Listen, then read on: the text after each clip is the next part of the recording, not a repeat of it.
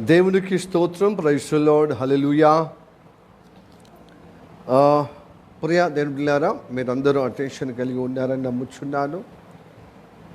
అందరికీ మరొకసారి క్రీస్తు పేరిట ఆహ్వానిస్తూ అందరికీ వందనాలు. Praise the lord. ఓకే, 2 దినవృత్తాంతములకు గ్రంథము 2 దినవృత్తాంతముల గ్రంథము 35వ అధ్యాయము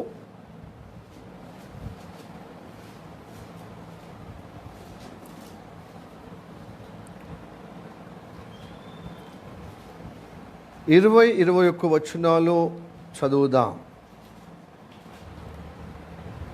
20-21-22 వచనాలు మనం చదువుదాం.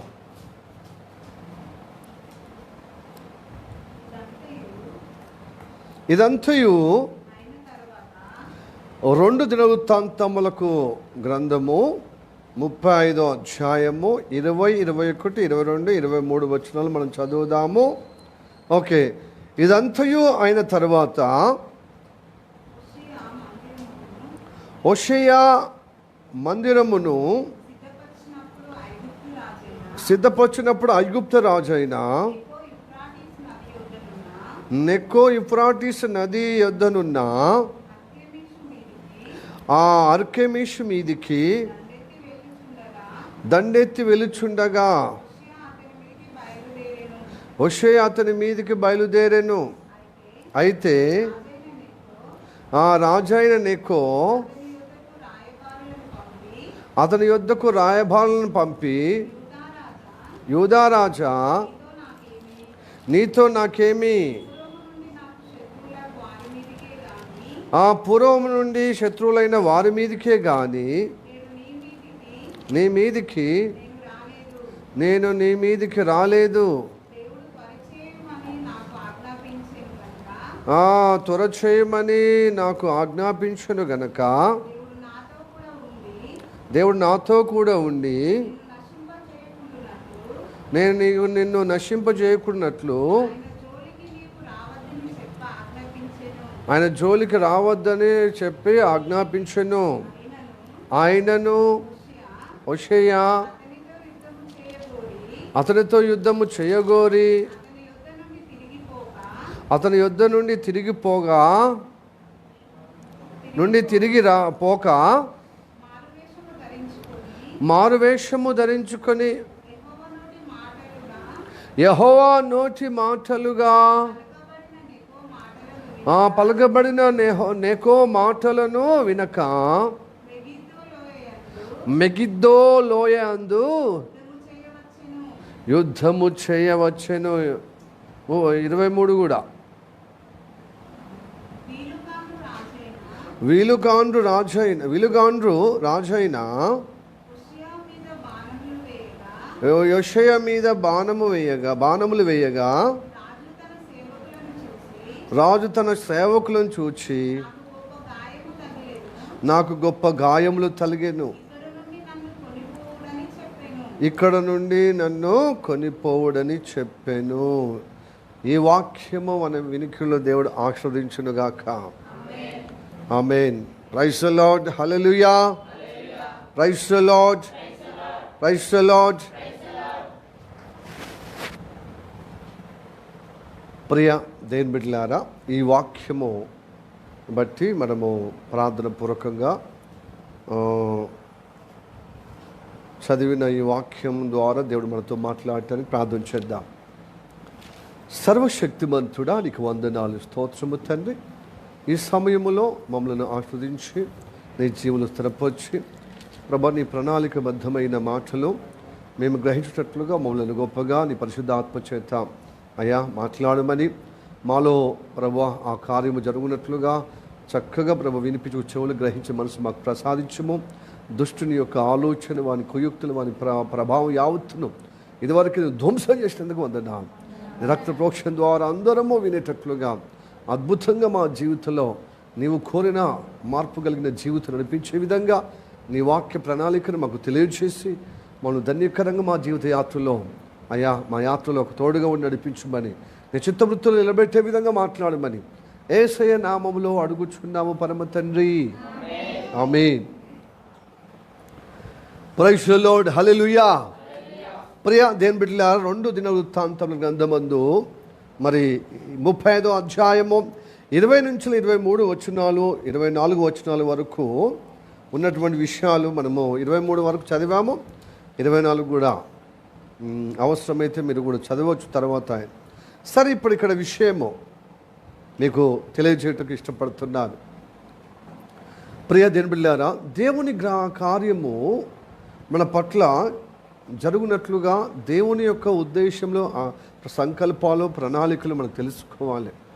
పాత నిబంధన ఎందుకు రాయబడ్డదంటే, దైవ అనుగ్రహములు నడిపించబడుతున్న ప్రజల్లో, భక్తుల్లో దేవుని యొక్క ప్రణాళిక ఎలా నెరవేర్చబడే విధంగా, నెరవేర్చలేని విధంగా నడిచిన వారికి ఎలాంటి అపాయం జరిగిందో, దేవుడు కోరినట్టుగా నడిపించబడుతున్నప్పుడు ఎలాంటి ఆశీర్వాదమో విజయమో వారి జీవితంలో క్షేమం జరిగిందో, ఈ విషయాలు తెలుసుకొని మనము ఈ అంత్య దినాల్లో ఈ యొక్క మరి ధర్మశాస్త్రం యొక్క గత కాలం జరిగినది ఆ వృత్తాంతాన్ని ఈ తరములో మన జ్ఞానము కలుగునట్లుగా, బుద్ధి కలుగునట్లుగా మనకు నేర్పిస్తున్నాడు. కాబట్టి మనము చక్కగా ప్రవర్తించుటకు మనకు నేర్పిస్తున్నాడు. కాబట్టి మనం విసుకోకుండా దేవుని మాటలు వినాలి. మీకు ఇప్పుడు ఇందాక చెప్పబడిన విషయాలు 1 కొరింథీయులకు రాసిన పత్రిక 10వ అధ్యాయము 11వ వచనం అనుకుంటా ఆ రాయబడి ఉన్నది. పాత నిబంధనలో ఉన్నటువంటి విషయాలు మనం ఏం నేర్చుకోవాలి, ఎందుకు నేర్చుకోవాలంటే, చదవండి. 1 కొరింథీయులకు రాసిన పత్రిక 10వ అధ్యాయము 11వ వచనం. ఈ సంగతులను దృష్టాంతములుగా వారికి సంభవించి యుగ అంతమందున్న మనకు బుద్ధి కలుగుటకై వ్రాయబడెను. ఈ దృష్టాంతములను మనం ఎందుకు నేర్చుకోవాలి? ఈ సంగతులను, వారికి సంభవించిన విషయాలను యుగాంతమందున్న మనకు బుద్ధి కలుగుటకు రాయబడి ఉన్నది, నేర్చుకున్నటకు రాయబడి ఉన్నది. హల్లెలూయా, ప్రైజ్ ది లార్డ్. అందుకోసం పాత నిబంధన విషయాలు మనం నేర్చుకోవాలి. ఎందుకు? మనకు బుద్ధి కలిగి మనం ఈ తరములో, ఈ అంత్య దినాల్లో మనము దైవ ప్రణాళికను గ్రహించేటట్లుగా నడవాలి. అందుకోసం నేర్చుకోవాలి, బుద్ధి కలిగేటట్లుగా నేర్చుకోవాలి. సరే, ఇప్పుడు ఇక్కడ విషయము యూదారాజు అయినటువంటి హోషేయ. ఈ హోషేయ యూదారాజు గత 2 వారాల క్రితం నేర్చుకున్నాం. మనం మర్చిపోయారు అనేది నేను అనుకుంటలేను. కొంతమందికి మర్చిపోయే మనసు ఉంటుంది, అలా ఒక వరం ఉంది. ఈనాడు దినాన వేరే చెత్త చెదారం మాట్లాడలేమో. మనల్ని ఎవరేమన్నా అన్నారంటే, 2 సంవత్సరాలు కాదు 10 సంవత్సరాల క్రితం ఎవరన్నా అన్నారో మనల్ని గురించి, తప్పక మనము గుర్తుపెట్టుకొని చెప్తాం. అదే దేవుడు మనతో మాట్లాడిన విషయాలు మాత్రము గత ఆదివారం మాట్లాడిందే మళ్ళీ సోమవారం రోజున గుర్తుండదు. పొద్దున మాట్లాడింది సాయంత్రమో గుర్తుండదు, పొద్దున మాట్లాడింది మధ్యాహ్నం గుర్తుండదు, మధ్యాహ్నం మాట్లాడిన నైట్ గుర్తుండవు. దేవుని వాక్యాలు ఎందుకు గుర్తుండలేవంటే, దేవుని మీద మనసు లేకపోతే గుర్తుండదండి. సింపుల్. అలా పనికిరాని విషయాల మీద మనసు ఉంది కాబట్టి ఆ విషయాలు గుర్తుంటున్నాయి. హల్లెలూయా, ప్రైజ్ ది లార్డ్. ప్రియ దేవుని బిడ్డలారా, చర్చకు వస్తున్న నీవు దేవుని మాటల మీద మనసు పెట్టి గ్రహించేటట్లుగా పరిశుద్ధాత్మ సహాయం ద్వారా వినకపోతే ఇవి నీకు గుర్తుండవు. నీ మస్తిష్కములోనే అది కరిగిపోతాయి. అదేమైపోతుంది? చెదిరిపోతుంది. ఎందుకంటే దుష్టుని ఆలోచన చొప్పున ఆ ఆలోచనలు నీకు ప్రభావిస్తున్నాయి. దేవుని మాటలు నువ్వు విని దాన్ని ధ్యానించే విధంగా, గుర్తుపెట్టుకునే విధంగా దైవ అనుగ్రహము పొందుకుంటలేవు. ఈ యూదా దేశానికి, దక్షిణ దేశమైన యూదా దేశానికి 16వ రాజు రెహబాము, సొలొమోను కుమారుడు రెహబాము మరి యూదా దేశం ఏర్పడిన తర్వాత మొదటి రాజుగా ఉన్నాడు. అతనితో లెక్కిస్తే దాదాపుగా హోషేయ ఈ రాజు 16వ రాజు. ఈ రాజు చెడ్డవాడ మంచివాడ? మనం అనుకున్నాం. దాదాపుగా ఇజ్రాయేల్ ప్రజలు 2 రాజ్యాలుగా ఏర్పడిన తర్వాత ఉత్తర దేశమైన ఇజ్రాయెల్ దేశ రాజులు అందరూ చెడ్డవారే. దాదాపు 19 రాజులు అందరూ చెడ్డవారే. అయితే ఈ యూదా రాజులు కూడా 20 మంది రాజులు.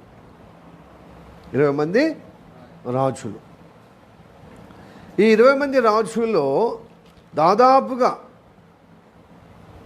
8-9 రాజులు మంచివారు. మంచి రాజులు. తప్పు చేసిన 8-9 రాజులు, అంటే మనుష్య రాజు అంటే వీళ్ళ తాత హోషేయ తాత హిజ్కియా కుమారుడు. మరి ఆ మనిషే మరి ఈ రాజు మరి చెరపట్టబడ్డప్పుడు మారు మనసు పొందుకుంటాడు. అంతగా మంచోడు కాకుండా కొంతమైన మంచోడు అయ్యాడు, కొంచెం బుద్ధివంతుడు అయ్యాడు. అందుకోసమే అంటాడు కదా దావీదు, శ్రమ కలగగా నేను మేలాయను. శ్రమ కలగక ముందు నేను త్రోవ తప్పి తిని, శ్రమ కలిగితే త్రోవలో వచ్చి తిని, త్రోవలో పడి తిని, దారిలో పడి తిని. అందుకోసం శ్రమలు దేవుడు అందుకోసం భక్తులకు అనుమతిస్తాడు. శ్రమ కలగక ముందేమో త్రోవ విడిచి, దారి విడిచి మన ఇష్టానుసారంగా ప్రవర్తించాం, కుడి ఎడమలకు పోయాం. కానీ శ్రమ కలిగినప్పుడు బుద్ధివంతులు అవుతాం, దారిలో పడతాం, లైన్లో పడతాం, మరి త్రోవలో స్థిరపరచబడి నడిపించబడతాం. హల్లెలూయా. మనిషే రాజు కూడా అంటే హోషేయ. ఈ హోషేయ రాజు కూడా వాళ్ళ తాతయ్య కూడా వాళ్ళ పితరుడు కూడా చక్కగా శ్రమ కలిగినప్పుడు దారిలో పడ్డాడు. సో అతడు దారిలో పడ్డది అతనితో పోల్చుకుంటే, అతన్ని కలుపుకుంటే దాదాపు 9 మంది రాజులు మంచివారు, దేవునికి అనుకూలంగా ఉన్నారు. ఇక 8 మంది దాదాపుగా బాల్యం నుండి భక్తిపరులుగా ఉండి ఏదో చిదరమదురుగా పొరపాటు తప్ప మిగతాదంతా చక్కగా దేవునికి అనుకూలంగా ప్రవర్తించారు. 8 మంది రాజులు అనగా మనుష్యతో 9 మంది. అట్లనే ఇతడు కూడా చక్కగా హిజ్కియా రాజు ఎలాగా యథార్థంగా అనుసరించాడో ఈ హోషేయ రాజు కూడా దేవాలయాన్ని పరిశుద్ధపరిచాడు, లేవీయులను ప్రతిష్ఠ చేశాడు. పరిశుద్ధంగా పరిచి మిమ్మల్ని మీరు పరిశుద్ధపరచుకొని దేవునికి ప్రతిష్ఠత చేసుకోండి, డెడికేట్ చేసుకోండి అని చెప్పి పస్కా బలి అంటే సమయోచితంగా. ఇంకా హిజ్కియా రాజు అయిన 2వ నెలలో ప్రతి పస్కా బలి అబీబు నెలలో మొదటి నెలలో 14-15 తారీఖున పస్కా బలి ఆచరిస్తారు కదా. అయితే 2వ నెలలో కారణాన్ని బట్టి అందరికీ సమాచారం అందలేకుండా, ఆ కార్యములు చక్కబరచలేకుండా అంత అస్తవ్యస్తంగా ఉన్నప్పుడు హిజ్కియా రాజు కాలంలో 2వ నెలలో పాటించారు.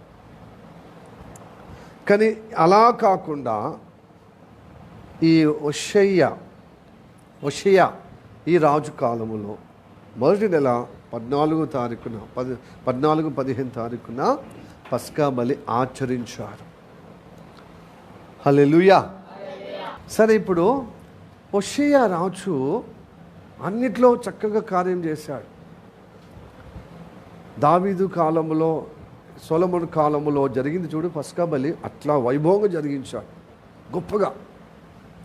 అప్పట్లో మనము వాక్యం విన్నాం 2 వారాల క్రితం. ఆయన హిల్కియా ప్రధాన యాజకుడైన హిల్కియా వాక్యం చదివేటప్పుడు, శాస్త్రీయులు వాక్యం చదివేటప్పుడు ఆయన బట్టలు చెప్పుకున్నాడు. అంటే అంత భక్తుడు అని నొచ్చుకున్నాడు. సో దేవుని కనికరం, దేవుని కటాక్షము, దేవుని యొక్క ఉద్దేశం తెలుసుకొని పశ్చాత్తాపడ్డప్పుడు ఆ రాజు ద్వారా అద్భుతమైన వైభవంగా దావీదు కాలములో, సొలొమోను కాలంలో జరిగిన ఆ గొప్ప వైభవము ఈ రాజు కాలంలో పరిపాలన జరిగింది. పస్కా బలి చాలా ఆచరించారు, చక్కగా అద్భుతం చేశారు. ఇప్పుడు ఒక విషయము, ఇది అయిన తర్వాత భక్తుడిగా మంచిగా కీర్తి పొందుకుంటున్న రాజు తన భక్తుడై రాజ్యమంతా భక్తులుగా చేశాడు. ఎక్కడెక్కడ దేవతా స్తంభాలు ఉన్నాయో, ఎక్కడెక్కడ ఉన్నత స్థలాలు ఉన్నాయో అవన్నీ నరికేశాడు, అంటే తీసేశాడు, ధ్వంసం చేశాడు. హల్లెలూయా, ప్రైజ్ ది లార్డ్. ధ్వంసం చేసి రాజ్యంలో క్షేమము నెమ్మది కలిగే విధంగా ఉన్నాడు. ఇప్పుడు అయిన తర్వాత ఒక పొరపాటు చేశాడు. రాజులు ఎక్కడో ఒకటి చిన్నగా పొరపాటు చేయింది మనుషులుగా నిరూపించబడదు కదా. హల్లెలూయా.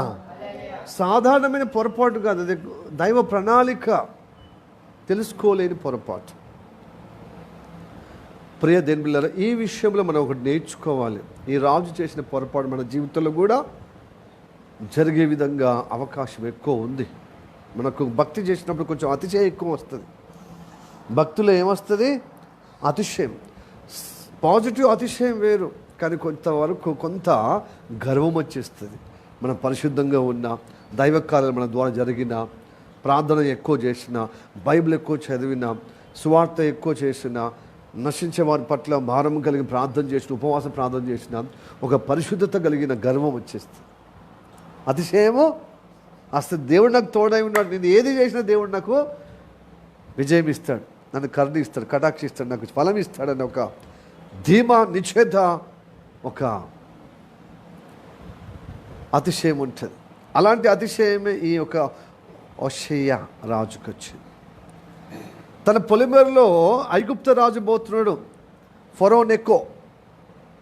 ఫరో అంటే ఎవరు చెప్పండి? రాజును. ఫరో అంటారు కదా ఈజిప్ట్ వాళ్ళు. ఈ ఫరో, ఆయన పేరు నెకో. ఫరో నెకో ఏం చేసిందంటే అషూరు రాజు దగ్గరికి పోతున్నాడు. అషూరు రాజు దగ్గరికి పోతున్నాడు. ఎందుకు పోతున్నాడు? అషూరు రాజు దగ్గరికి పోతున్నాడు ఈ ఫరో నెకో యుద్ధం చేయడానికి. ఎందుకంటే ఎప్పటి సొంత శత్రుత్వం ఉందని చెప్తున్నాడు కదా. నాకు శత్రుత్వం ఉంది కాబట్టి అతన్ని నేను జయించటకు పోతున్నాను, యుద్ధం చేయటానికి పోతున్నాను అంటున్నాడు. ఈ విషయము ఇక్కడ అషూరు రాజు అని కనబడతలేదు. ఏం కనబడుతుంది? కర్కెమీషుల మీదికి దండెత్తి వెళ్ళుచుండగా హోషేయ అతని మీదికి బయలుదేరెను. ఆయనేమో అషూరు రాజు దగ్గరికి పోతున్నాడు యుద్ధం చేయడానికి. ఆయన పొలిమేరలో, యూదా దేశ పొలిమేరలో. ఈ వ్యక్తి ఏం చేసింది తెలుసా? మాకు ఎదురుగానే మా ప్రాంతం నుంచి పోతున్నాడు అని చెప్పి అతనితో యుద్ధం చేయడానికి పోతే ఇతడు, ఈ ఫరో రాజు, ఈ యూదా రాజు ఏం చేసిండు? నేను నీకు యుద్ధం చేయటానికి వస్తున్నా అని చెప్పాడు. ఇలాంటి మూర్ఖ స్వభావము విశ్వాసుల్లో ఉంటుంది, సేవకుల్లో, విశ్వాసుల్లో. అసలు దేవుని భక్తుడు ఇలాగా నా పొలిమేరలో పోతున్నటువంటి వ్యక్తి ఫరో నెకో, అతడు నాకు యుద్ధానికి వస్తే యుద్ధం చేయడానికి పోవాలి. అది కూడా దేవా నేను యుద్ధం చేయడానికి మరి నీ ఇష్టమా, నీ చిత్తం ఏమై ఉన్నదో అని విచారణ చేయాలి. దేవుని సన్నిధిలో విచారణ చేస్తలే నేనే చేయక మా పొలిమేర వైపు పోతున్నావు కదా కనుక మేము యుద్ధానికి వస్తామని. అతడు వేరే దేశానికి యుద్ధానికి పోతే ఇతడు యుద్ధానికి పోతున్నాడు. ఆల్రెడీ ఫరో నెకో అంటాడు, నీకు నాకేం వైరం లేదు, ఎందుకు యుద్ధానికి వస్తున్నావు? కనుక ఇలా యుద్ధానికి వస్తాడు కాబట్టి నువ్వు త్వరపడి వెళ్ళు, తొందరగా తన ప్రాంతం నుంచి త్వరపడి వెళ్ళు అని చెప్తున్నాడు. అయితే త్వరపడి వెళ్ళమని చెప్పి దేవుడు నాకు చెప్పాడు, నువ్వు ఇప్పుడు నా మీదికి యుద్ధానికి వస్తే నువ్వు ఓడిపోతావు, నాకు దేవుడు చెప్పాడు అంటున్నాడు. దేవుడు నమ్ముకున్న వారికేమో ఒక నిశ్చిత లేదు. ఒక అన్యుడు తన దేవుని స్వరము వినే విధంగా ఆ అషూరు రాజుతో యుద్ధం చేయడానికి వెళ్తున్నప్పుడు మార్గ మధ్యలో యూదా రాజు, నువ్వు యుద్ధానికి రావద్దు, నీతోని కాదు నాకు అయ్యం, నాకేం విరోధం ఉంది నువ్వు యుద్ధానికి రావడానికి? నాకు విరోధము ఎప్పటి నుండే పూర్వం నుంచి అతని మీద ఉంది కాబట్టి అతనికి నేను ఎదుర్కోవటానికి పోతున్నాను.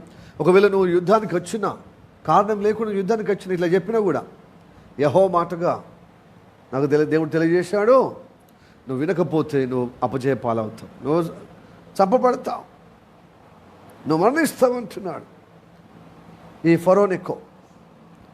హల్లెలూయా. ఇదే మాటగా 2 రాజులు 23వ అధ్యాయము 29వ వచనంలో ఉంది చూడండి.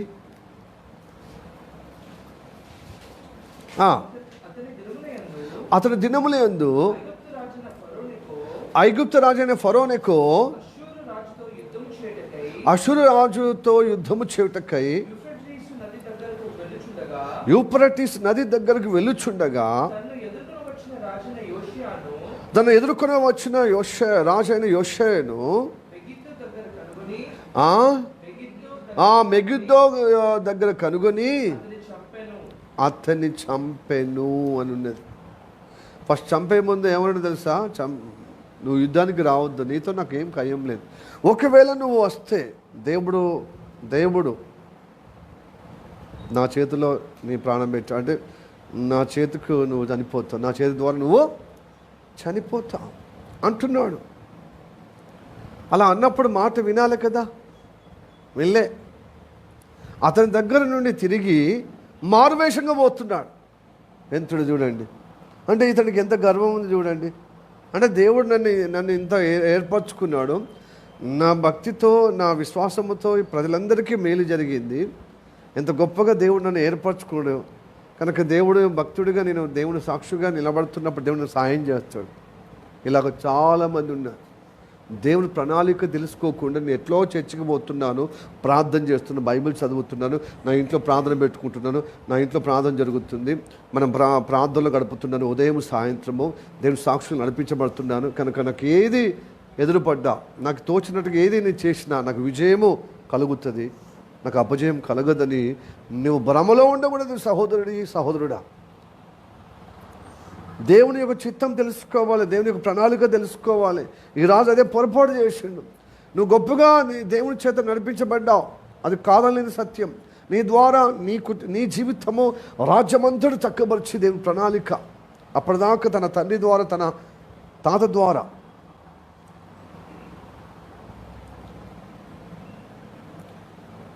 ఆమాను తన తండ్రి అయిన రాజు, ఆమాను అనే తండ్రి అయినటువంటి మనిషి, వీళ్ళిద్దరూ రాజ్యానికి ద్రోహం చేశారు. అన్యుల ఆచార అన్య దేవతలను పద్ధతి అనుసరించారు. ఇజ్రాయేల్ దేవుడైనటువంటి యెహోవా దేవుణ్ణి ప్రణాళిక విరుద్ధంగా ప్రవర్తించారు. ముహూర్తాలు చూడడము, శకునాలను చూడడము, శకునగాండ్లను సంప్రదించడము, చిల్లంగితనం చేయడము, ఉన్నత స్థలాలు కట్టడము, దేవతా స్తంభాలకు పెట్టడము, ఎక్కడ పడితే అక్కడ విగ్రహాలు పెట్టి నిజ దేవుని ఆయాసపరిచారు, ఆ ఇజ్రాయేల్ దేవుణ్ణి బాధపరిచారు. వారి పరిపాలనలో ప్రజలందరూ చాలా ఇబ్బంది పడ్డారు, చాలా ఇబ్బంది. అయితే మా తండ్రి చేసిన దోషం నేను చేయకూడదని మంచిగా తన రాజ్యాన్ని చక్కపరిచాడు, పరిశుద్ధపరిచాడు, శుద్ధీకరింపబడ్డది. పరిశుద్ధపరచబడే విధంగా యాజకులు సరైన రీతిగా యాజకత్వం చేయటకు మనల్ని పురిగొల్పాడు, పరిశుద్ధపరిచాడు. చక్కగా ధర్మశాస్త్ర ప్రకారంగా పెద్ద పసక బలి నిర్వహించాడు. యేసయ్య బలియాగము ద్వారా, యెహోవా బలియాగం ద్వారా మనం రక్షింపబడ్డాం కనుక మనం దేవుని బిడ్డలం ప్రతిష్ఠ చేసుకుందాం రండి అని లేవీలు ప్రతిష్ఠ చేయబడ్డారు. అలా నాతాను ప్రవక్త, దావీదు కాలం నాతాను ప్రవక్తలు ఏ విధంగా దేవుని ప్రణాళిక తెలుసుకొని మోషే ధర్మశాస్త్ర ప్రకారంగా లేవీలు కేవలము యాజకత్వమే ధర్మం చేయాలి, పాటలు పాడాలి, దేవుని యొక్క కార్యక్రమాలు, దేవుని మందిరంలో దేవుని కార్యక్రమాలు వారు నిర్వహించాలని మోషే ధర్మశాస్త్ర ప్రకారం రాయబడినది నాతాను తెలియజేశాడు దావీదుకు. దావీదు తన గ్రంథంలో రాసి తన కుమారుడికి ఇచ్చాడు. ఆ కుమారుడు కూడా రాసినట్టుగా, సొలొమోను రాసినట్టుగా యాజక ధర్మము అందరూ చేశారు. ఇదిగో ఈ పని చేయాలి యాజకులు, ఈ పని చేయాలి, పాటలు పాడాలి, వాయిద్యాలు వాయించాలి అని లేవీలను చక్కగా వాళ్ళ నియమం ప్రకారం నియమించి చక్కగా నడిపించిన విధానము ఇదిగో హోషేయ రాజు కూడా అలా చేశాడు. దావీదు రాసినట్టుగా సొలొమోను రాసి నియమించిన విధానములో అట్లనే నాతాను ప్రవక్త చెప్పినట్టుగా మోషే ధర్మశాస్త్రము దేని ప్రణాళిక ఏ విధంగా ఉన్నదో అట్లనే చక్కబరిచారు. దాన్ని బట్టి దేనికి మహిమ ఘనత ప్రభావం కలుగును గాక. మంచిగా చేశాడు.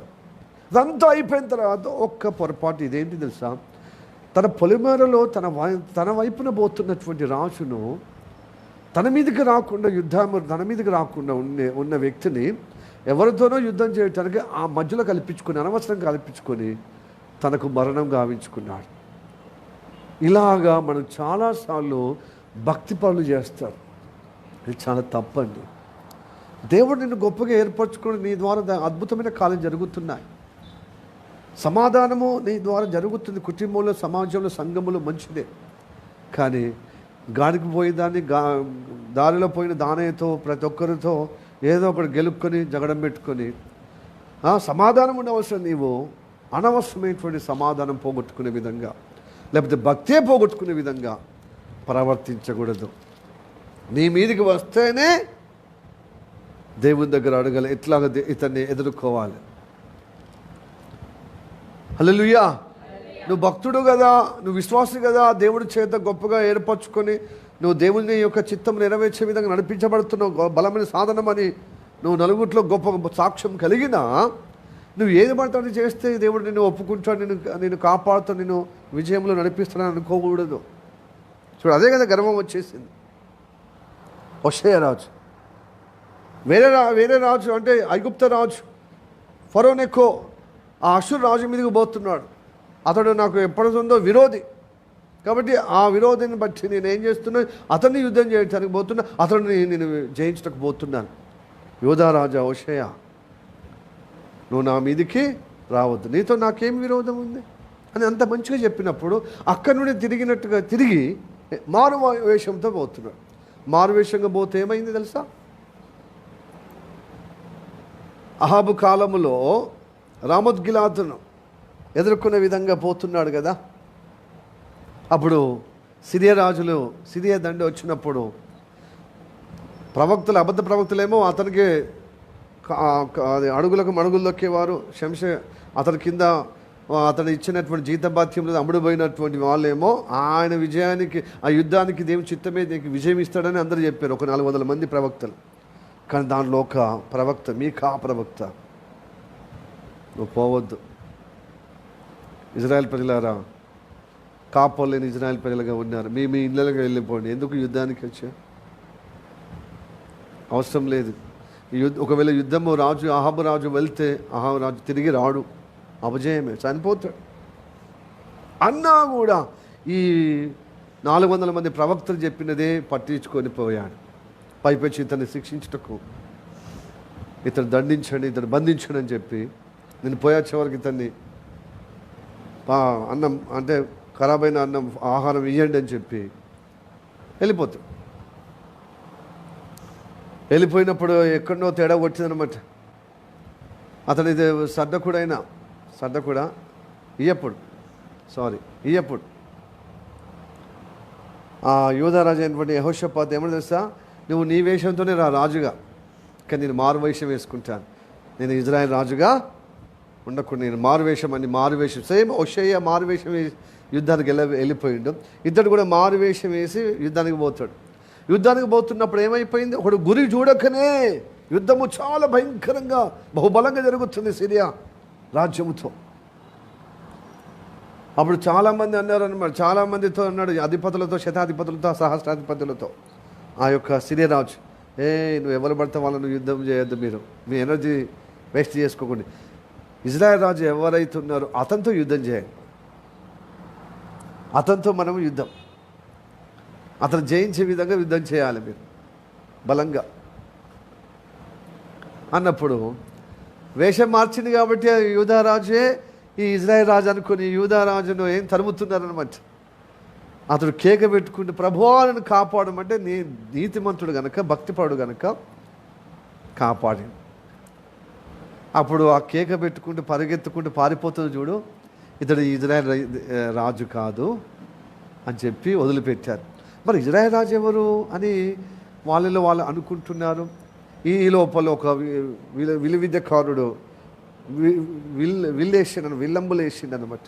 గురి చూడకనే అప్పుడు కవచము కింద సందు ఉంటుంది కదా కవచాలకి, అక్కడ డైరెక్ట్ అక్కడ తగిలింది. దేవుడు, నువ్వు ఎంత భద్రతగా ఉండి దేవుడు తోడుగా లేకపోతే నీ భద్రత, నీ క్షేమం, నీ కవచం నిన్ను కాపాడు, నీ తెలివి నిన్ను కాపాడు, నీ విద్య నిన్ను, ఎంత నైపుణ్యం, యుద్ధ నేర్పరిగలిగి కత్తిలో అలాగే బల్లెముతో ఎంత ప్రావీణ్యం సంపాదించుకున్నా దేవుడు తోడలేకపోతే అది నీ యుద్ధ నైపుణ్యం ఎందుకు పనికిరాదు. రాజుగా ఉన్న వైభవం నీకెందుకు ఉపయోగం ఉండదు. గురి చూడకయే అదేదో గాల్లో ఏదో అట్లా కొడితే పోయి సరాసరి అతనికి కవచము సందులో అయ్యో నేను గాయమైపోతున్న, సైడు యుద్ధ భూమి నుంచి సైడ్కు తీసుకుపో అంటే వాళ్ళని తీసుకుపోయినట్టుగా ఇప్పుడు హోషేయ కూడా పని కూడా కట్టలే. ఇదిగో అహాబు యొక్క రాజు ఏ విధంగా దైవ ప్రణాళిక ఎరగకే, దేవుడి యొక్క భక్తుడు కాదు అతడు, ఎట్లా పడితే అట్లా ప్రవర్తించినటువంటి వ్యక్తి, దేవుడు అంటే ఇష్టం లేదు, దేవుడు తన అంటే ఇష్టం కూడా లేదు. ఎందుకంటే అన్యుల రాజ్యం ప్రకారంగా ప్రవర్తిస్తున్నాడు, అన్య ప్రజల ప్రకారంగా ప్రవర్తిస్తున్నాడు. కాబట్టి దేవుడికి ఆయాసం. చాలా ప్రవక్తలను భక్తులు హింసించాడు, చంపేశాడు అహాబురాజు మరణ సమయంలో ఎలాగా గతి పట్టిందో, ఇప్పుడు ఇంత మంచి భక్తిపరుడు హోషేయ అతడు కూడా మారువేషంగా పోయినప్పుడు వాడు గురి చూడకనే బాణం విడిస్తే ఇతడు కూడా అట్టనే చచ్చిపోయాడు గాయమై. దీన్ని బట్టి మనకేమర్థమవుతుందంటే, మన మీదికి రాని వారు, మన మీదికి రాని జగడము కానీ, సమస్య కానీ, ఇబ్బంది కానీ ఊరికి ఆ సమస్య దానిలో దూరద్దు. దేవుని మాటగా, యెహోవా మాటగా ఒక అన్యుడైన ఒక అన్య రాజు అయినటువంటి మరి ఒక ఫరోనేకో చెప్తున్నాడు, యెహోవా మాటగా చెప్తున్నాడు, నీకు మీద నేను యుద్ధం చేయడానికి రాదు, నీకు నాకేం విరోధం ఉంది, నాకు ఎప్పటిసుందో విరోధం ఉన్నది అష్షూరు రాజు, కాకపోతే నీ పొలిమేర వైపు, నీ వైపు నుంచి వెళ్ళిపోతున్నాను. ఎందుకంటే మరి అష్షూరు ఎక్కడ? సిరియా ప్రాంతంలో ఉంది. సిరియా ఉత్తర దిక్కున, ఇరాక్ ఉత్తర దిక్కున ఆ భూభాగం అంతా అష్షూరు సామ్రాజ్యం కిందకి వస్తుంది. దాని రాజ్యానికి రాజధాని ఏంటిదంటే నినవే పట్టణం. అష్షూరు రాజ్యానికి రాజధాని, అందుకోసం ఉత్తర దిక్కున ఉంటుంది అన్నమాట. ఇరాక్ ఉత్తర దిక్కున, సిరియా ఉత్తర వైపున ఉంటుందన్నమాట. ఆ ప్రాంతం అంతా అష్షూరు సామ్రాజ్యం. అక్కడికి వెళ్తున్నాడు ఈయన. మిగ్దో అనే స్థలం కాడికి దిగి ఆ లోయ దగ్గరికి వచ్చి చిలక చెప్పినా ఇది దేవుని మాటకు చెప్పినమాట. అప్పుడు వినలేదు, మారు వేషం వేసుకొని వెళ్తే మన నాన్నకి దారి తీయబడ్డది. ప్రియా దేవుని పిల్లరా, ఇలాగా దైవుని చిత్తము లేకుండా ఏదైనా యుద్ధానికి కానీ, ఏదైనా సమస్య కానీ మన జీవితంలో ఎదురవుతున్నప్పుడు నేరుగా నీకు ఢీకొనే విధంగా, నీకు అపాయం వచ్చే విధంగా, నిన్ను బాధ కలిగే విధంగా, నీకు ఇక అంటే నువ్వు ఇక ఆ యుద్ధాన్ని ఎదుర్కొంటే తప్ప నేను బ్రతకలేను, ఆ సమస్య నా జీవితానికి ఉరిగా వచ్చింది. కానీ అనవసరం గాలికి పోయేదాన్ని, నీ సంబంధం లేని దానిని, నీ పొలిమేర నీ సరిహద్దుల్లో పోతున్న దానిని నువ్వు గెలుక్కొని అడ్డుపడద్దు. ఇది దైవ ప్రణాళిక కాదు. తెలుసుకోవాలి. హల్లెలూయా, ప్రైజ్ ది లార్డ్. మీకు తెలుసా అండి, ధర్మశాస్త్రములో దేవుడు నడిపించిన అద్భుతమైన కార్యము మీరు గ్రహించరో లేదో, ఐగుప్తు దేశం నుంచి ఇజ్రాయెల్ ప్రజలను పంపించినప్పుడు, అరణ్యం గుండా నడిపించినప్పుడు రాజ్యాలు అడ్డుపడ్డాయి. అయితే నేను నడిపిస్తున్న నేను జీవముల దేవుడును కనుక మీకు ఎవరు అడ్డుపడితే వాళ్ళతో యుద్ధం చేయరా, ఆ యుద్ధం నాదే అని చెప్పలే దేవుడు. మన దేవుడు యెహోవా దేవుడు సమాధానకర్త, యెహోవా దేవుడు న్యాయకర్త, యెహోవా దేవుడు క్రమము కలిగేటువంటి నీతిపరుడు, పరిశుద్ధుడు. ఉత్తగా జగడం పెట్టుకునే దేవుడు కానే కాదు. అందుకోసం ఆయన అల్లరికి కర్త కాదు, సమాధానానికే కర్త.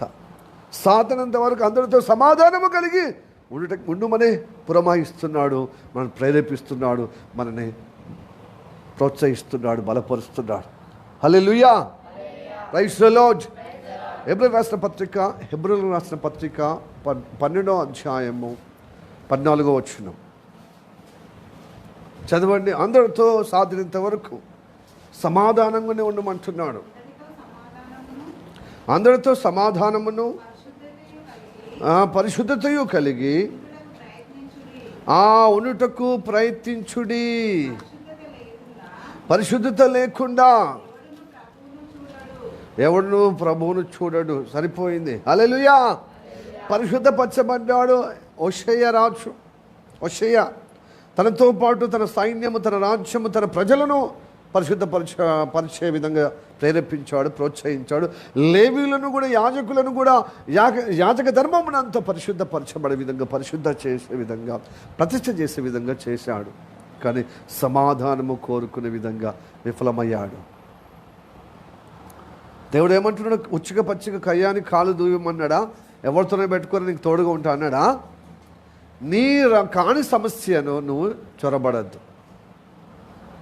నీకు చెందని యొక్క విషయాలు నువ్వు తలదూర్చొద్దు.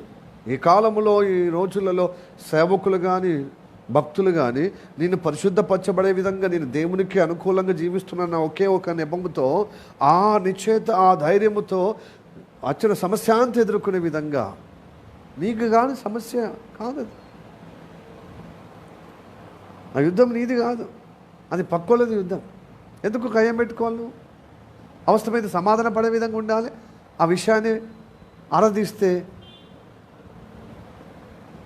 తెలుసుకున్నప్పుడు నీవు దానిలో జోక్యం చేసుకోవద్దు. ఈరోజు చాలా అన్ని జోక్యం చేసుకుంటే ఏమవుతుంది? కొండ నాళ్ళకే మంది పడితే ఉన్న నాళ్ళకే పోయినట్టు అయిపోతుంది. ఇప్పుడు రాజు చూడు, ప్రాణం మీదకే వచ్చింది, చక్కగా హాయిగా క్షేమంగా సమాధానం ఉండాల్సిన వ్యక్తి ఫరోనేకో దగ్గరికి వెళ్ళి, యుద్ధం నీది కాదురా బాబు, నీతో నాతో వైరమేం లేదు, శత్రుత్వం లేదు, ఎందుకు మధ్యలో వస్తున్నావు? ఒకవేళ మధ్యలో వస్తే దేవుడు నీకే అపాయం తలపెడతాడు అని యెహోవా మాటగా చెప్తున్నాడట. వెళ్ళేది పోయిడు యుద్ధం, మారుమనసు పొందుకొని, మళ్ళీ అంటే మారుమనసు అంటున్నా, వేషం మార్చుకొని, మారుమనసు అంటే ఒక మంచిదే, వేషం వేసుకొని బట్టలు మార్చుకొని మారు వేషంగా పోయి యుద్ధం చేసి పరాజయపడాయి. కొత్తగా అహాబు చచ్చిపోయినట్టుగా ఇతడు కూడా చచ్చిపోయాడు. అతడి భక్తితో చచ్చిపోయాడు. ఇతడు భక్తి కలిగి అతడికి ఇతడి యొక్క మరణము సేమ్ అయింది. ఏమి భక్తుడి మరణం గట్లనే అయిపోయింది, భక్తిహీనుడి మరణము. హల్లెలూయా. దీన్ని బట్టి మనం ఏం నేర్చుకోవాలంటే, పనికి మన దాంట్లో దేవుని యొక్క ప్రణాళికకు విరుద్ధంగా ప్రవర్తించొద్దు, సమాధానం కోరుకోవాలి. వినండి, ఇప్పుడు ఐగుప్తు దేశం నుంచి ఇజ్రాయెల్ ప్రజలు వచ్చారు కదా. ఫస్ట్ వాళ్ళు అరణ్య గుండా ప్రయాణమైనప్పుడు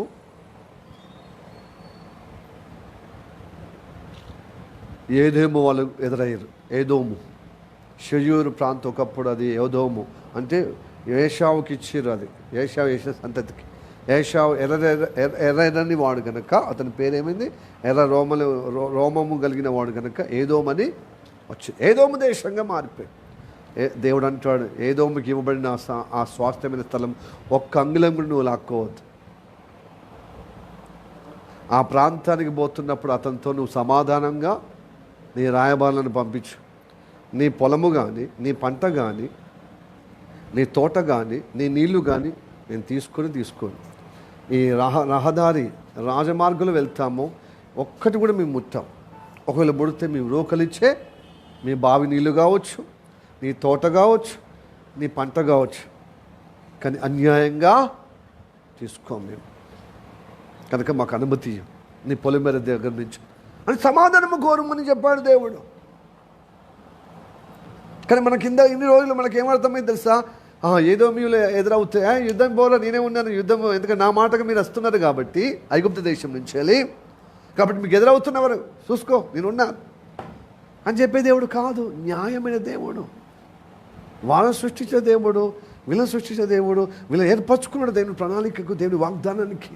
కానీ వాళ్ళ స్వాస్థ్యకి ఇవ్వబడిన స్థలము ఒక అంగుళం కూడా తీసుకోవద్దు. నీ సహోదరుడు కదా, కాబట్టి అతని పొలిమేరలో వెళ్ళటకు అతను అనుమతి అడుగు అన్నాడు సమాధానము కలిగి. అతడు కాదన్నాడు, కత్తితో వచ్చాడు. ఏదో నువ్వు నాటకం ఆడుతున్నావు అని మిస్అండర్స్టాండింగ్ చేసుకొని ఆ ఏదోము రాజు ఖడ్గంతో వస్తే మీరు అక్కడ ఏం చెప్పద్దు, సపరేట్గా రండి. అనుమతిస్తలేడు కదా, నువ్వేం చేస్తావు మరి అని మోయాబి ప్రాంతానికి పొమ్మన్నాడు. మోయాబి ప్రాంతమైన, అమోనియోలో ప్రాంతమైన అది లోతు కుమారులు సుమి అబ్రహాం సహోదరుడు కదా, కనుక అక్కడ కూడా ఆ పొలిమేరలో కూడా నువ్వు దాచేటప్పుడు ఒక అంగుళం కూడా తీసుకోవద్దు. ఆ స్థలాన్ని కానీ ఒక పోండి స్థలము కానీ. హల్లెలూయా, ప్రైజ్ ది లార్డ్. తల్లి బిడ్డలు పోని, వేరేటోళ్ళ కంటే తల్లి పోతున్న బాధ్యత ఉంటుంది కదా. హల్లెలూయా, ప్రైజ్ ది లార్డ్. ఓకే, ఇప్పుడు ఒకటి వినండి. ఆ పొలిమేరలో వెళ్తున్నప్పుడు ఒక్క అంగుళం కూడా వాళ్ళ తోట, వాళ్ళ పంట, వాళ్ళ ద్రాక్ష తోట ఏమీ మీరు ముట్టద్దు, తినదు, ఆ నీళ్ళు కూడా తాగొద్దు. వాళ్ళ పొలిమేరకు అనుమతి ఇచ్చమని అడగండి సమాధానంగా. రాయబారులను పంపించే సమాధానముగా ఈ ఈ మోయాబీ దేశం నుంచి అంటే వాళ్ళు ఒప్పుకోలేదు, అమోనీయులు ఒప్పుకోలేదు. లాస్ట్కు సిహోరు, బాషాను వాళ్ళు, ఆ రాజ్యాలు, ఆ రాజుతో అడగండి అని సమాధానమే కోరాడు దేవుడు. ఎక్కడ కానీ మీరు పోనీయకపోతే యుద్ధం చేయండి అని చెప్పలే. న్యాయంగా ఫస్ట్ మాట్లాడి సమాధానం కోరండి.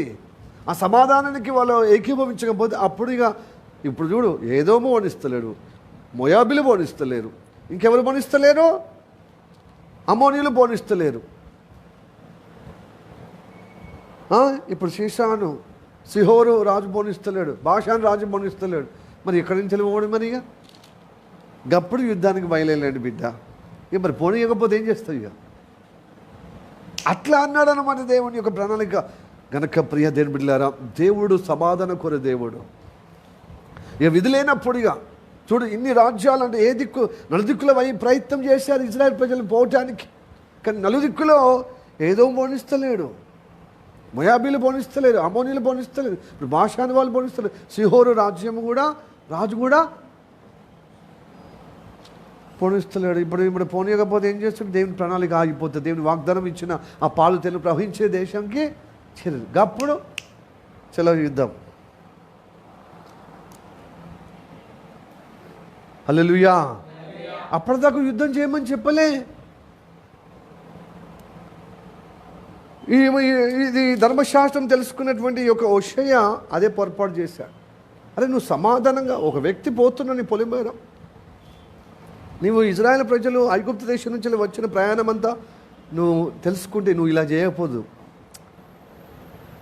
ఏమన్నాడంటే, ఐగుప్తులు హింసించొద్దు, ఎందుకంటే వాళ్ళలో నువ్వు పరదేశిగా ఉన్నావు కాబట్టి పరదేశును గౌరవించాలి. ఐగుప్తులను కూడా నువ్వు ఊరికి నన్ను హింసించారు కదని వాళ్ళతో ఊరికనే టైం పెట్టుకోదు, యుద్ధం చేయొద్దు. నీతో సమాధానంగా ఉండి నీతో ఒకటిగా ఉండాలంటే 3 తరములు అయిన తర్వాత వాళ్ళని అంగీకరించు.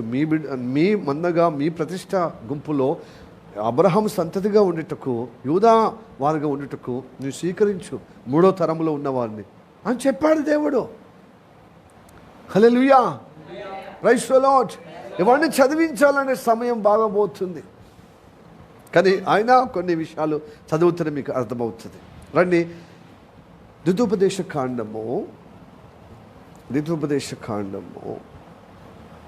2వ అధ్యాయం. అయితే 2వ అధ్యాయానికి ముందు సంఖ్యాకాండం తీసుకుందాం.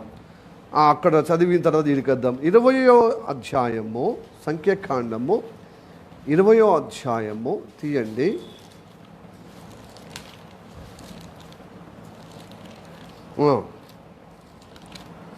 14వ వచనం నుంచి ఉన్నది కనుక 14వ వచనం వరకు 14 నుంచి 19వ వచనం చదివినప్పుడు సమయం ఎక్కువ అవుతుంది, కానీ 17 నుండి చదవండి. ఎందుకంటే వాళ్ళు ఈ విధంగా అంటున్నారు, ఏదోములను ఫస్ట్ రిక్వెస్ట్ చేయమన్నాడు దేవుడు. దేవుడు ఏం చేసిండు? యెహోవా దేవుడు మీ అన్ననే కాబట్టి, మీ సహోదరుడే కాబట్టి ఆ భూభాగంలో పోవాలంటే పర్మిషన్ తీసుకోవాలి. వాళ్ళ చెట్లను కానీ, వాళ్ళ పంట కానీ, వాళ్ళ యొక్క ద్రాక్ష తోటలు, వాళ్ళ నీళ్ళు కానీ ఒక్కటి కూడా ముట్టుకోవద్దు. ఒక్క జాగా అంగుళం నీకు ఇవ్వను, మీ సహోదరులకు ఇచ్చాను కదా. కానీ కాకపోతే వాళ్ళ పొలిమేరలో వాళ్ళ సరిహద్దులో దాటాలంటే వాళ్ళ పర్మిషన్ అడుగు అంటాడు. పర్మిషన్ ఎలాగో అడుగుమని తెలుసా? ఐగుప్తుల్లో మేము ఎంత శ్రమల పాలైనావు నువ్వు చూసితావు కదా సహోదరుడా, ఏదోమీయులారా. కానీ అబ్రహాంకి ఇచ్చిన దేవుడు, ఇస్సాకు ఇచ్చిన దేవుడు, యాకోబు ఇచ్చిన వాగ్దానం ప్రకారంగా మేము ఆ శ్రమ నుండి బయటకు వచ్చి ఈ అరణ్య గుండా పోయినప్పుడు మాకు చోటు ఇవ్వరా? మీ పొలిమేర దాటే విధంగా ఈ పొలిమేర నుంచి వెళ్ళి ఆ వాగ్దాన స్థలము పాలు తేనెలు ప్రవహించే ఆ కానాను ప్రాంతం చేరుటకు యెహోవా దేవుడు మాకు నడిపిస్తున్నాడు, మీరు అనుమతి ఇవ్వండి. మేము మీ తోటలు కానీ, మీ ద్రాక్షలు కానీ, మీ నీళ్ళు కానీ ఏమాత్రం ముట్టం, మళ్ళీ ముట్టినా మేము రూకలతోనే కొంటాం అని చెప్తున్నా. చూడండి 17 చదవండి. మమ్మును ఈ దేశమును దాటిపోనిమ్ము, పొలములలో బడి అయినను, ద్రాక్ష తోటలో బడి అయినను వెళ్ళము, బావుల నీళ్ళు త్రాగము,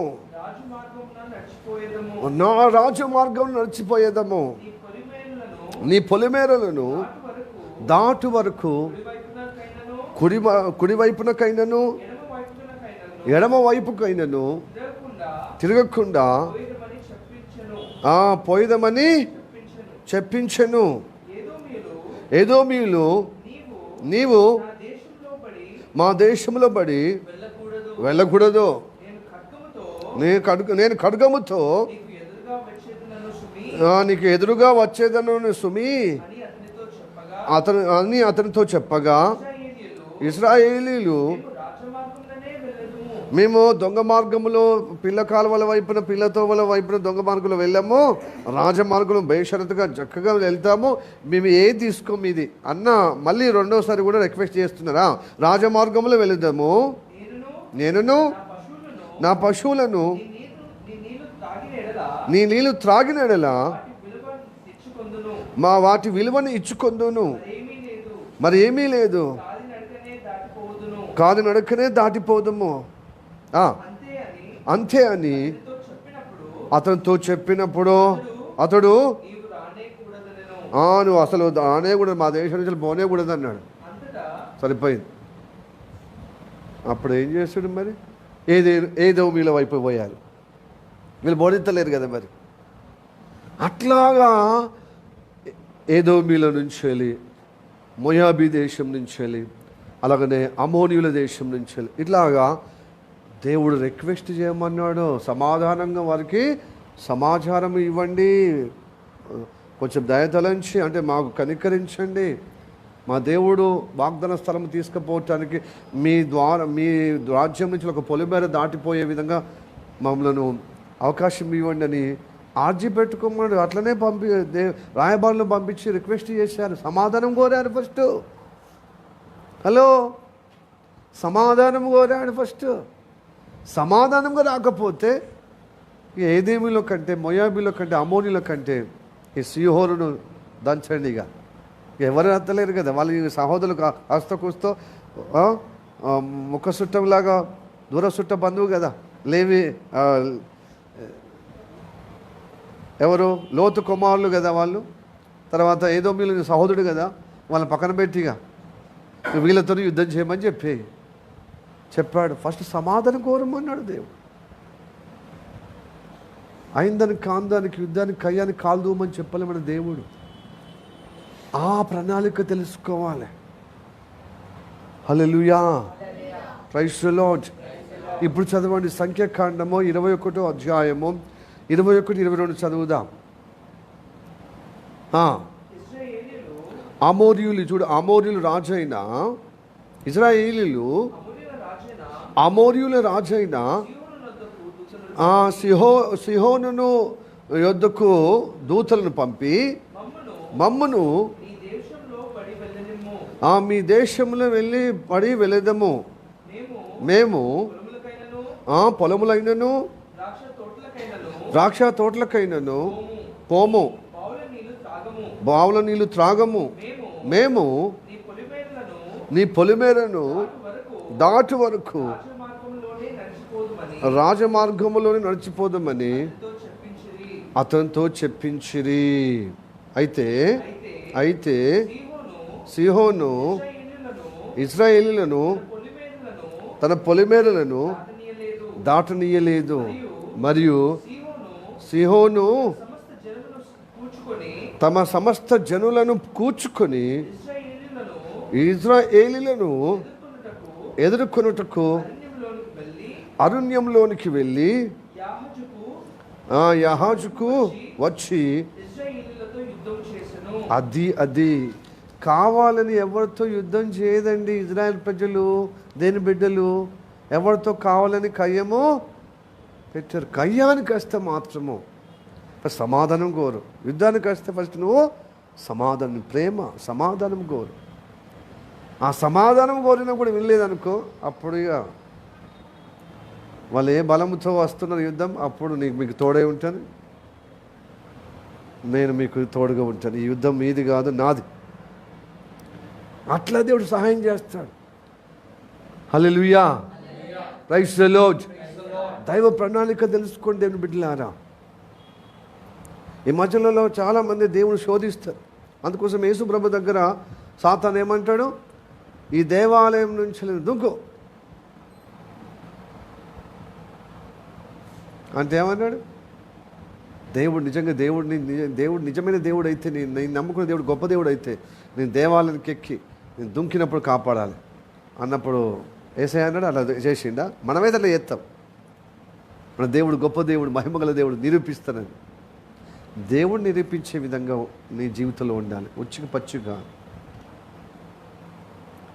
నీ దేవుడిని యెహోవాను శోధించొద్దని చెప్పాడు. పో సాతానా, మనము దేవుడు శోధించొద్దండి.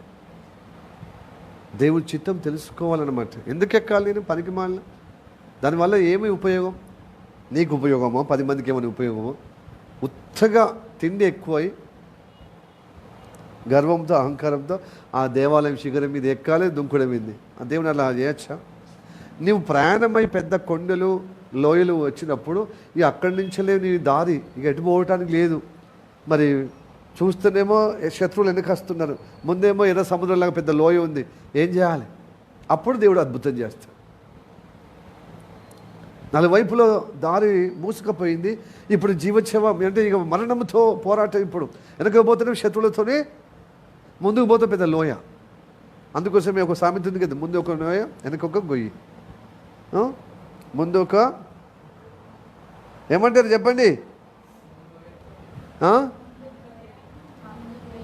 ముందు గొయ్య వెనక గొయ్య, ఏదో ఒకటి. అత్తలేదు కదా, నీకు రాకపోతే మాకేడొస్తుంది పాస్టర్? ముందొక నొయ్యి వెనకొక గొయ్యి. హల్లెలూయా. నా భక్తులే, నా సంఘ బిడ్డలే, ఎంత మంచివాళ్ళు. Hallelujah, praise the lord. Hallelujah. Okay, ముందొక నొయ్యి వెనకొక గొయ్యిలాగా. అప్పుడు ఇక మరణమే. వెనక పోతే శత్రువులతో దాడి అవుతుంది, ముందు లోయ అయితే చచ్చిపోతుంది. మరి ప్రభువు నువ్వు ఇప్పుడు అద్భుతం చేయకపోతే చచ్చిపోవడమే. చిత్తమైతే బ్రతికించి, లేకపోతే ఈ లోయలో ఆ శత్రువుల బారిన పడకుండా అని. అలాంటి సమయంలో ఎర్ర సముద్రం చీల్చినట్టుగా దేవుడు ఆ లోయలో ఏదో అద్భుతమో చేస్తాడు. హల్లెలూయా. అంతేగాని ప్రభువా ఈ లోయ నువ్వు దాటికపోతే నువ్వు గొప్ప దేవుడు ఎట్లా నువ్వు కనపరచబడతావు అని చెప్పి శోధించే విధంగా ఆయనను ఈ దేవుణ్ణే పరీక్షించే విధంగా ఉంటే ఏమవుతుంది? నువ్వు ఎంత మంచి ఉత్తమ భక్తుడైనా, హోషేయనే ఎలాగా నడ్డి విరిచాడో, గాయపరిచాడో, మనం కూడా గాయాల పలై మరణానికి దారి అయిపోతాం. హల్లెలూయా, ప్రైజ్ ది లార్డ్. హల్లెలూయా. కాబట్టి ప్రియ దేవుని సమాధానము కోరుకోవాలి. ఇప్పుడు చదవండి, ఇంకో వాక్యం చదవండి. ద్వితోపదేశ కాండం 2వ అధ్యాయము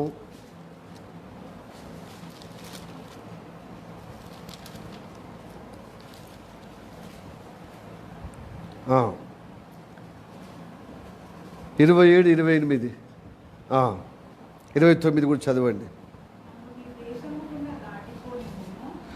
నన్ను నీ దేశము గుండా దాటిపోనిమ్ము, కుడి ఎడమలకు తిరగక,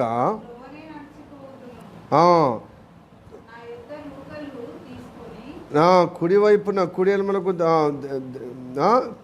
ఎడమలకు తిరగక త్రోవనే పోదును. నా యొద్దకు రూకలు తీసుకొని తినుటకు భోజనం పదార్థములు నాకిమ్ము. నా యొద్ద రూకలు తీసుకొని త్రాగుటకు నీళ్ళిమ్ము. షెయూరులో నివసించు ఏషావు సంతతి వారును అని ఇలా చెప్తున్నారన్నమాట. ఇలా చెబుతున్నప్పుడు సమాధానం కోరుతున్నారు, ఆయన వింటలేరు. Hallelujah, praise the lord.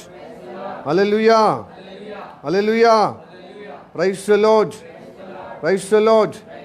Hallelujah. సమాధానం కోరుతున్నప్పుడు వీరు వింటలేరు. దేవునికి స్తోత్రం. Okay, hallelujah, praise the lord, praise the lord. సమాధానము ఏదోబీలతో సమాధానము కోరిన మోయాబీలతో సమాధానము కోరినా, అలాగనే మోయాబీ తర్వాత ఎవరికి చేయలేదు, ఎవరికి చేయలేదు, అమోరీయులకు సమాధానం కోరినా వెళ్ళలేకపోతే అప్పుడు యుద్ధము చేశారు. ఇది దేవుని యొక్క ప్రణాళిక.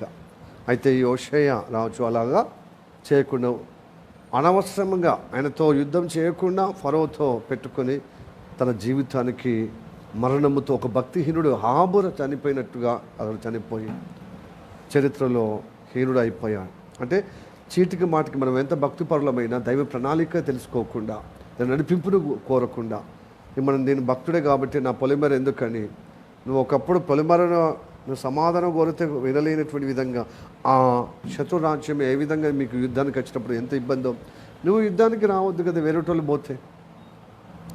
ఆ ఫరో కూడా, ఆ నెక్కో ఫరో నెక్కో రాజు చెప్పినా కూడా యెహోవా మాటకు చెప్పిన వినలేదు. మరణానికి దారి, అపాయానికి దారి తీయబడ్డది. కాబట్టి మనం అలాగా చేయకుండా మనం బుద్ధితో వివేచనతో సమాధానమే కోరాలి. కానీ సమాధానం కోరినా నువ్వు వాళ్ళ యుద్ధానికి, వాళ్ళ కయ్యానికి, మన కొట్లాటకు మన విరోధులైనప్పుడు తప్పక మనము అప్పుడు దేవుని నామంలో ప్రార్థన చేసి దాని నడిపింపుగా ద్వారా పరిశుద్ధాత్మ నడిపింపుతో జయం పొందాలి తప్ప చేతికి మాడితో మనం అందరితో యుద్ధమో అంటే కొట్లాట విరోధమో చేసుకోకుండా అందరితో సాధినంత వరకు సమాధానమే కోరి దేని కృపలో పరిశుద్ధంగా ముందుకు సాగుదాం. ఈ వాక్కులు చేసి దేవుడు ఆశీర్వదించి నడిపించును కాక. ఆమేన్. తల్లి వంచి కనుమూసుకొని ప్రార్థన చేద్దాం. మిక్కిలిగా ప్రేమిస్తున్న మా పరలోకమందున్న మా తండ్రి, నీకు వందనాలు, స్తోత్రం రాజా. నీకు ప్రభు ఈ సమయంలో నీ కటాక్షం చేత మాతో మాట్లాడేందుకు వందనాలు ప్రభు. నీ ప్రణాళిక తెలుసుకొని హోషేయ చేసినట్టుగా మేము చేయకుండా, ఆనాడు అరణ్యంలో ఇజ్రాయెల్ ప్రజలు ఏ విధంగా ఇదిగో ప్రభు నువ్వు ఏ విధంగా ప్రణాళిక కలిగి ప్రభు అందరితో సమాధానము కలిగే విధంగా ఏ విధంగా చేశావో, ఆ సమాధానానికి వాళ్ళు సమ్మతించకపోతే అప్పుడు యుద్ధం చేయమన్నావు. అప్పుడు ఆ యుద్ధము అది మీది కాదు నాది, మీకు తోడుగా ఉండనని విజయం అనుగ్రహించావు. కాబట్టి ఈ కాలంలో కూడా ప్రభు స్తోత్రము తండ్రి, మేము ప్రవర్తించే విధంగా మేము యాత్ర చేస్తున్నప్పుడు చేతికి మాటికి మాకు దేవుడు తోడుగా ఉన్నాడని ఎవరితో అనవసరమైనటువంటి అయ్యా స్తోత్రము తండ్రి విరోధంగా శత్రుత్వంగా అదిగో ప్రభు స్తోత్రము తండ్రి అపాయము కొని తెచ్చుకోకుండా కాపాడము తండ్రి. అందరితో సమాధానము ఉండాలి. సమాధానం కోరలేని వారికి ప్రభు ఎడమగా ఉండేటకు అయినప్పటికీ ఎడమగా ఉన్నప్పటికీ మాతో కావాలని యుద్ధానికి విరోధంగా వచ్చినప్పుడు అప్పుడు ఆ యుద్ధం మీది కాదు నాదని మాకు ప్రభు మా పక్షం ఉండి గొప్పగా విజయాన్ని అనుగ్రహించే దేవుడుగా ఉన్నావు కనుక ప్రభు ఈ వాక్యాన్ని ప్రభు సమాధానము కలిగే విధంగా సాధనంత వరకు నీ నడిపింపులో మేము ఏకీభవించే విధంగా ఉండాలి. కానీ ఇదిగో ప్రభు ఆయిందానికి కాందానికి అనవసరంగా మా జీవితంలో సమాధానం కలిగిన జీవితానికి, క్షేమం కలిగిన జీవితం, పరిశుద్ధంగా ఉండే జీవితానికి అపాయము, కీడు, ప్రమాదం కూడా తెచ్చుకోకుండా బుద్ధిహీనతగా కాకుండా ఉన్నట్టు ఈరోజు మాతో మాట్లాడినందుకు వందనాలు. హోషేయ రాజు భక్తి చేసినట్టు చేయాలి, కానీ అతను చేసిన ఇది స్తోత్రము తని బుద్ధిహీనత పని, అనవసరమైనటువంటి పని మా జీవితంలో రాకుండా ఈరోజు మాట్లాడినందుకు వందనాలు. మనం మేము తగ్గించుకుని నామని ఇచ్చిస్తూ యేసయ్య నామంలో ప్రార్థించి అడిగి వేడుకుంటున్నాము పరమ తండ్రి. Amen, amen, amen. Praise the lord. Hallelujah.